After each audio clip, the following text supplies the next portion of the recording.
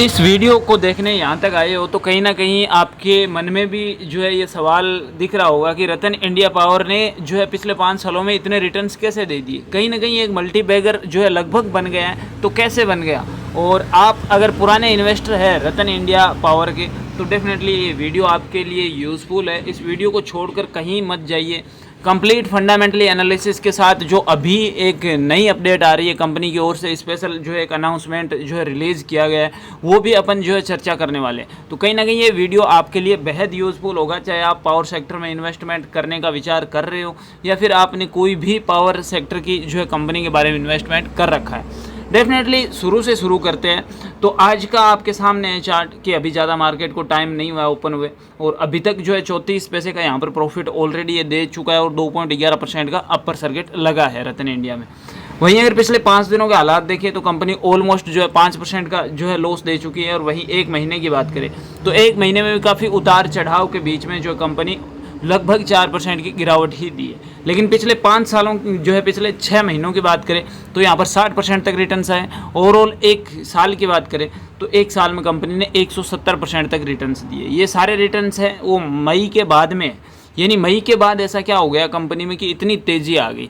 अभी 9-10 मई को ये सिर्फ 11 रुपये के आसपास ट्रेड हो रहा था और अभी जो है 15-16 रुपये जो है ट्रेड हो रहा है। कहीं ना कहीं इसके बाद तगड़े रिटर्न्स आए। अब 5 सालों के इसके एनालिसिस देखो आप। 5 साल पहले 2019 में 1 रुपये ट्रेड हो रहा था और 15 गुने जो है प्रॉफिट दिया है, यानी 1500% का रिटर्न्स जो है एक पावर सेक्टर की स्पेनिश स्टॉक कंपनी ने दिया है। अब इसके थोड़ा सा डिटेल एनालिसिस पे चलते हैं जो कि काफ़ी यूज़फुल होने वाला है सभी इन्वेस्टर के लिए। अब यहाँ पर अगर देखें सिंपली हम सभी को पता है कि नाम से ही पता चल रहा है कि ये कंपनी एक्चुअल में क्या काम करती है। ये पहले सोफिया पावर कंपनी लिमिटेड जो है इस्टेब्लिश हुई थी 2007 में और उसके बाद जो है ये अलग हो गई और इस ग्रुप का नाम है वो जो है रतन इंडिया पावर रख दिया। इन सब से कोई मतलब नहीं है, लेकिन कंपनी के पास देखिए ये इंडिया की लार्जेस्ट जो है प्राइवेट जो है पावर जनरेशन कंपनी है।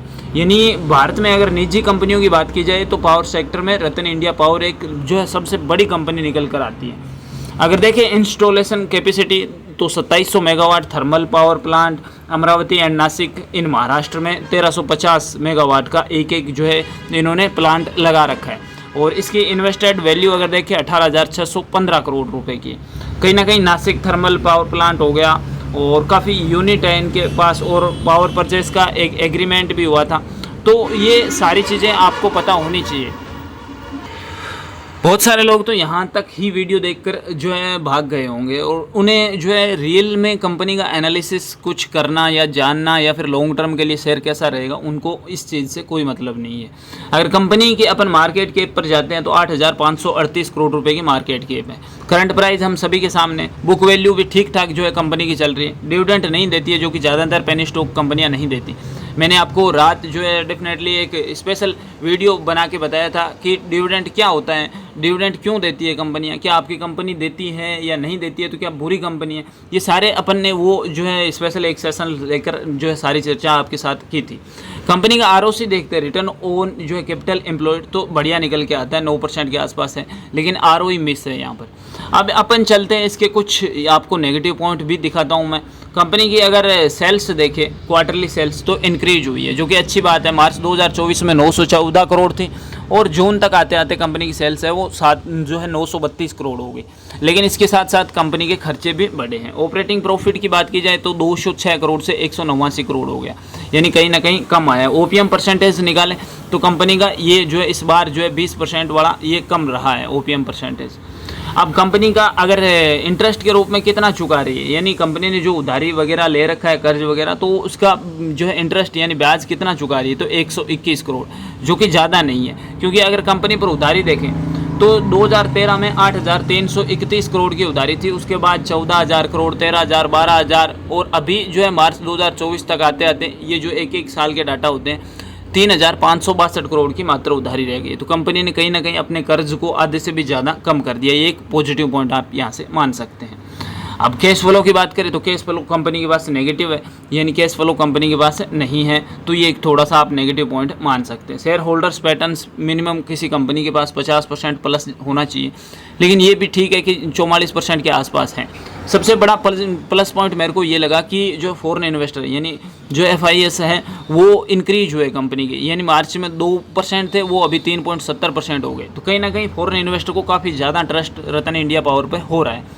पब्लिक की हिस्सेदारी देखें 45% और म्यूचुअल फंड वगैरह अदर अगर देखें तो 7% के आसपास जो स्टेक लिए बैठे हैं, जो कि अच्छी बात है। अब मैंने आपको स्टार्टिंग में कहा था कंपनी की ओर से एक अनाउंसमेंट आ रहा है, उसके बारे में अगर देखें तो वो देखिए यहाँ पर आपको दिखेगा कि कंपनी ने कल की डेट के लिए जारी किया है, यानी कल जो 1 अगस्त आ रहा है कल परसों, उसके लिए जो है आने वाले टाइम्स के लिए एक जो है रतन इंडिया पावर ने जो है एक अपडेट्स निकाली हैं। इसमें इन्होंने ज़्यादा कुछ नहीं किया है, कंपनी की जो यूनिट्स हैं, कंपनी की जो अर्निंग जो है अपडेट्स है फाइनेंसिंग ईयर 2025 के लिए।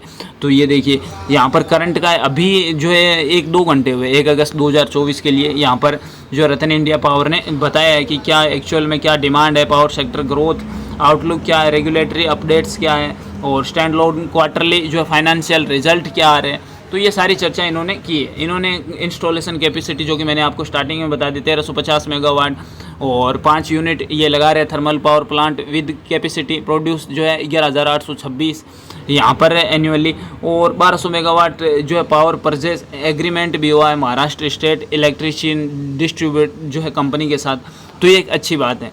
और एडिशनली जो है 28 megawatt is being sold in open market, ये ओपन मार्केट में सेल कर रहे हैं 28 मेगावाट, जो कि ठीक बात है। प्लांट वाज सक्सेसफुली कमिंस जो है 2015 में ये प्लांट जो सक्सेसफुली लग गया था। उसके बाद जो है कंपनी ने काफ़ी यहाँ पर डिटेल दी है, जो कि कहीं ना कहीं कंपनी को एक पॉजिटिव वे में ले जाती है। अगर देखते हैं आप PLF देखते हैं तो यहाँ पर कंपनी का जो है हर ईयर जो है इंक्रीज हो रहा है, जो है 24 से 75, 77, उसके बाद 82 और 92। तो कहीं ना कहीं कंपनी ग्रोथ कर रही है डे बाई डे। यहाँ पर बहुत सारे आपको पॉजिटिव पॉइंट यहाँ पर कंपनी के मिलेंगे। अगर देखिए जो है company cloaked total income RS जो 1026 करोड़ इन फाइनेंशिंग ईयर अगेंस्ट जो है 2024 में 942 करोड़ थी, अभी 1026 करोड़ हो गई है। तो कहीं ना कहीं कंपनी में ये भी इंक्रीज हुआ है। तो काफ़ी कुछ चीज़ें यहाँ पर मिल जाएगी, आप जो है इसे अगर ट्रांसलेट करके पढ़ना चाहो तो भी पढ़ सकते हैं, और अदरवाइज़ मैंने आपको मोटा मोटी बता दिया कंपनी की एनुअल रिपोर्ट से रिलेटेड ये न्यूज़ आई है। बाकी रतन इंडिया पावर की अगर बात की जाए, डेफिनेटली अभी करंट में ऐसी कोई जो है न्यूज़ नहीं आ रही है जो कि आपके लिए ऐसी कुछ मतलब आरामदायक जो है न्यूज़ रहे या फिर कोई ऐसा बूम आ सके। हालांकि अच्छा खासा ट्रेड हो रहा है और प्रॉफिट भी जनरेट करके दे रहा है, तो ज़्यादा कोई जल्दबाजी नहीं करनी है। आई होप कि मैंने आपको जो है सारे फंडामेंटली ओवरव्यू है वो जल्दी में बताने का प्रयास किया है, और मेरे अकॉर्डिंग अगर देखें तो 10 में से 7 पॉइंट ऐसे हैं जहाँ पर कंपनी अभी भी स्ट्रॉन्ग आ रही है नज़र, और कुछ 3-4 नेगेटिव पॉइंट भी आपको मिलेंगे, जैसे ROE हो गया और PE रेशियो हो गया, ये कुछ मिस है कंपनी के।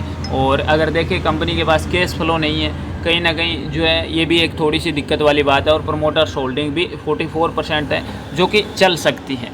बाकी ओवरऑल अगर कंक्लूज़न निकालें तो अभी इस प्राइस पे जो है कंपनी ठीक फिट बैठ रही है, और मैक्सिमम में अगर अपन चलते हैं तो मैक्सिमम में आपको अभी भी ये यहाँ पर लॉस दिखेगा, क्योंकि 2009 में कंपनी है वो 39 के आसपास ट्रेड हो रही थी। हालांकि पिछले 5 सालों में कंपनी ने बढ़िया काम किया है, इसमें कोई दो राय नहीं है। 5 सालों में जो है 1500% तक का रिटर्न्स देना कोई जो है मामूली बात नहीं है। 1 रुपये तक आ गई थी ये कंपनी 30 अगस्त को, और उसके बाद जो है ज़बरदस्त रिटर्न्स यहाँ पर गेन करके दिखाए हैं। आई होप कि सारे डाउट आपको क्लियर हो गए होंगे, और डेफिनेटली जो Q4 रिजल्ट्स हैं उसके बारे में भी अपन जो है डिटेल से और वीडियो बना लेंगे। बाकी बढ़िया नज़र आ रहा है। बाकी मिलते हैं नेक्स्ट वीडियो, तब तक के लिए बाबा बाजार को सब्सक्राइब करके बेल आइकन प्रेस कर दीजिए ताकि आपको ऑल नोटिफिकेशन मिलते रहे। जय हिंद, वंदे मातरम।